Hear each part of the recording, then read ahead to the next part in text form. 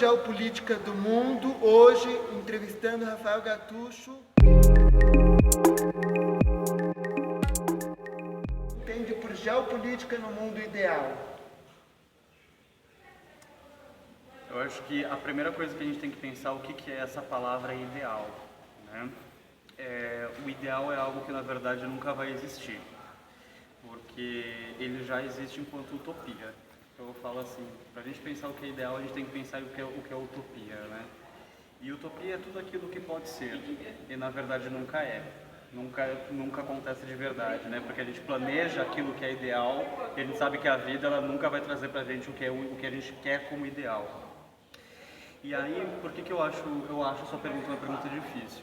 Porque quando a gente pensa em geopolítica, a gente tem que pensar em entender, é preciso que a gente entenda duas principais coisas: geografia e política. Geografia, se a gente pegar a origem da geografia, ela é o que a gente pode chamar da ciência do imperador, né? A ciência que foi feita para você demarcar terras, entender as populações que nelas existem e entender como então possibilitar suas dominações ou explorações de seus recursos econômicos. Política é o que, por exemplo, a gente está fazendo aqui agora.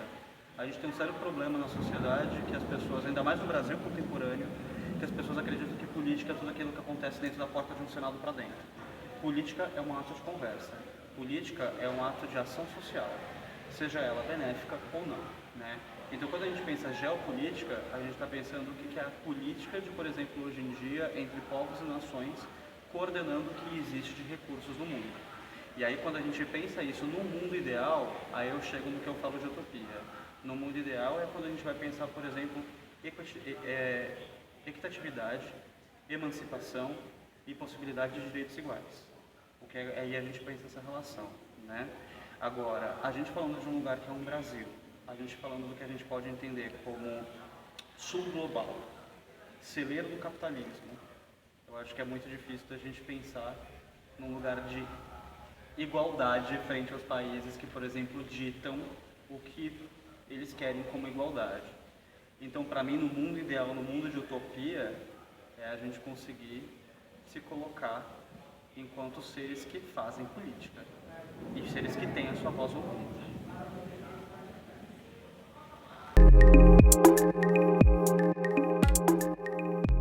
E a tecnologia ajudará as pessoas com deficiência? Se a gente parar para pensar que, de novo, né, vou falar de utopia.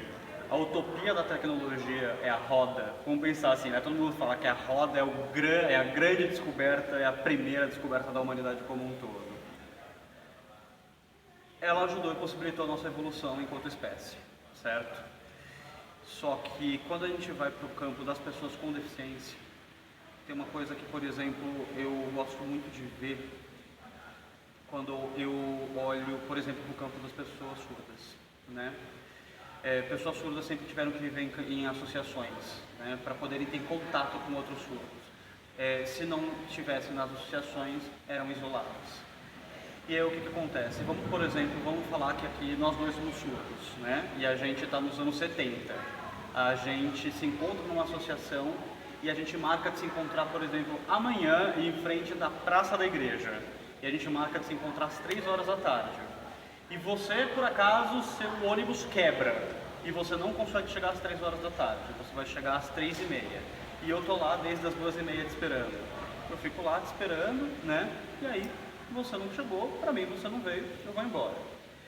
Quando a gente olha por esse ponto de vista, como é que a gente pensa o que é isso aqui hoje em dia, né? Isso aqui possibilita que, por exemplo, uma pessoa surda consiga utilizar um aplicativo para se encontrar, para pedir comida, para conseguir um tipo de transporte. Como, por exemplo, eu já ouvi de outros surdos que eles preferem pegar Uber a pegar táxi, né? Porque quando você entra dentro de um Uber, o próprio motorista já vê: oi, eu sou surdo, eu não vou te dar bom dia. Então não é que eu sou mal educado, eu não sou mal educado, só não vou te dar bom dia, né? Porque você pode me dar bom dia e eu não te ouvi. Então, assim, eu acho que a tecnologia ela tem um papel muito importante de conseguir possibilitar, voltando à nossa primeira pergunta, ações de cunho político. Eu acho que ela tem essa possibilidade. Eu acho que ela tem a possibilidade de fazer com que encontros aconteçam. Encontros que, na verdade, sempre existiram. Mas para a grande maioria das pessoas, que vivem naquilo do que elas chamam de normalidade, isso para elas não existe. Então acho que a tecnologia ela tem esse papel. E eu acho que a gente também tem que tomar muito cuidado como que ela vai se desenvolver, né? Porque do ponto de vista do trabalho, a gente tem que entender também como que essas tecnologias elas podem ser utilizadas em prol de determinadas forças que não são aquelas que a gente quer que atuem nesse mundo, né?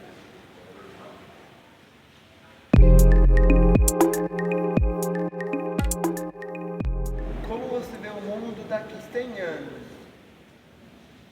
Eu acho que essa é a pergunta mais difícil que você me faz. Olha, o mundo, eu espero um mundo onde os recursos naturais e os seus usos tenham sido repensados. Porque, por exemplo, não adianta nada a gente pensar em geopolítica, não adianta nada a gente pensar em tecnologia, se realmente daqui a 100 anos a gente não tiver mais nada que possibilite a nossa existência. Então, assim, eu acho que esse é a primeira relação, né? Quando a gente pensa, por exemplo, em geoecologia, né? A gente acha que isso é uma coisa que está caindo que não tem muita importância, mas sem ela nem nada se desenvolve em volta. Então esse é o mundo que eu espero.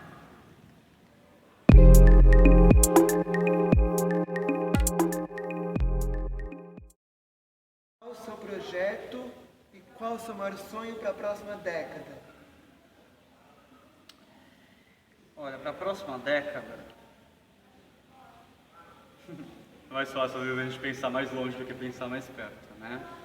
Mas para a próxima década eu espero que meu projeto, na verdade, é o desenvolvimento de um campo mais ampliado para a ação dentro da área da cultura e da educação no Brasil. Eu acho que isso é o que eu vejo como o que é a minha enxada e o meu batente aí no meio, né? E isso é praticamente o meu sonho, porque eu falo isso para você, eu já trabalho com arte e direitos humanos há muitos anos, assim, e a gente vem vendo no Brasil, nos últimos anos, um recrudescimento, um apagamento muito grande de tudo que foi feito nas últimas décadas em prol de uma ideia que ela faz com que isso não seja visto como importante, né? E a gente sabe que sem isso nada acontece também. Não à toa, só falo assim um adendo. Fala-se tão mal hoje em dia de ciências humanas, só que não existe nenhuma ciência antes das ciências humanas. Porque se a gente não se reconhece enquanto seres humanos, enquanto pessoas que a gente precisa entender o que somos nós mesmos, entender o que está à nossa volta, a gente não faz mais nada. Programa Geopolítica, pessoas que escrevem o futuro.